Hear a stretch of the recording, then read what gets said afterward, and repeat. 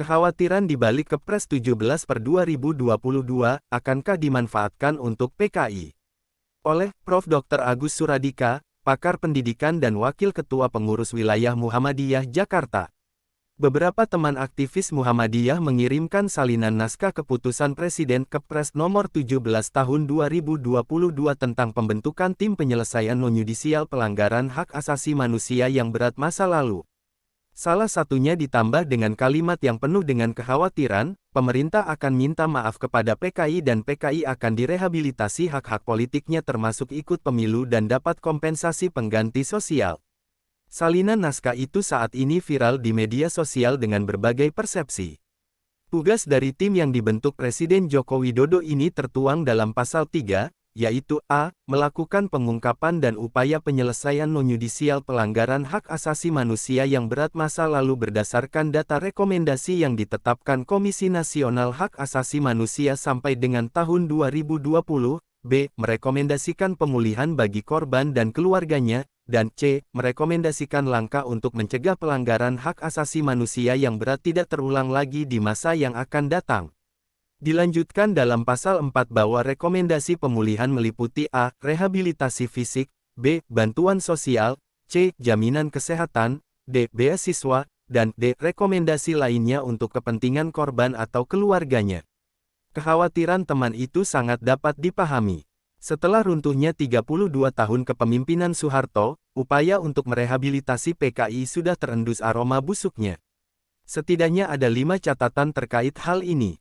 Pertama, adanya rencana yang gagal mencabut TAP MPRS nomor XXV-MPRS 1966 tentang larangan ajaran komunisme, Marxisme.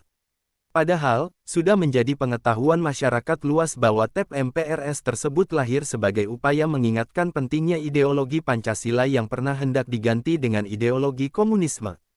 Kedua, adanya kecurigaan atau lebih tepatnya gagal paham pada pidato Menteri Dalam Negeri terkait paham ateisme, komunisme, Leninisme dan Marxisme, yang seolah-olah membuktikan bahwa komunisme sudah masuk ke dalam istana. Kendati gagal paham ini sudah diluruskan oleh Kementerian Dalam Negeri melalui Kepala Pusat Penerangan Kementerian Dalam Negeri Kemendagri Arif M. Edi, namun dalam persepsi sebagian masyarakat hal ini masih dipandang sebagai sesuatu yang benar. Ketiga, video viral Panglima TNI Jenderal Andika Perkasa yang menyatakan anak-anak PKI boleh menjadi TNI yang menyontak perasaan kolektif yang getir dari sebagian besar masyarakat. Beberapa pihak menyebut ini hanya sebagai pengalihan isu dari persoalan TNI yang dianggap tidak mampu menangani konflik Papua. Sebagian pihak yang lain memandang ini sebagai persoalan yang serius dari upaya membangkitkan kembali PKI di Indonesia.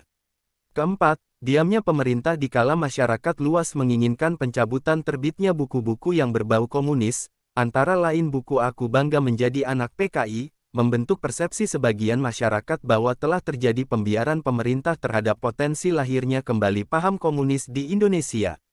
Kelima, adanya teror berupa penganiayaan terhadap sejumlah ulama, ustadz, penceramah, dan pengurus masjid, serta perusakan masjid. Berbagai teror tersebut setelah ditangani aparat hampir semua berakhir dengan modus kesimpulan yang sama, pelakukannya orang gila. Teror ini oleh sebagian pihak ditengarai sebagai sinyal bangkitnya kembali PKI di Indonesia. Keputusan Presiden ini tentu saja harus disambut dengan prasangka baik dan positif.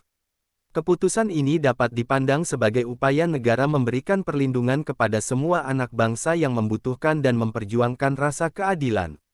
Akan tetapi perlu diingatkan bahwa sejarah telah mencatat kebengisan dan kebiadaban PKI yang telah membunuh secara sadis para ulama, tentara, dan aktivis Islam di Madiun tahun 1948.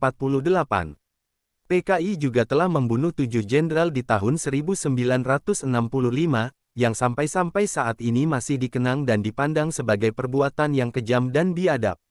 Tentu saja banyak pihak berharap kepada semua yang mendapat amanah Presiden dalam tim tersebut dapat bekerja dengan penuh integritas, objektif, jujur, dan berkeadilan. Jika kekhawatiran teman itu terbukti, pemerintah meminta maaf dan merehabilitasi PKI, bisa jadi Indonesia akan menghadapi krisis politik dan sosial parah yang berkepanjangan. Semoga ini tidak terjadi. Klik subscribe dan follow.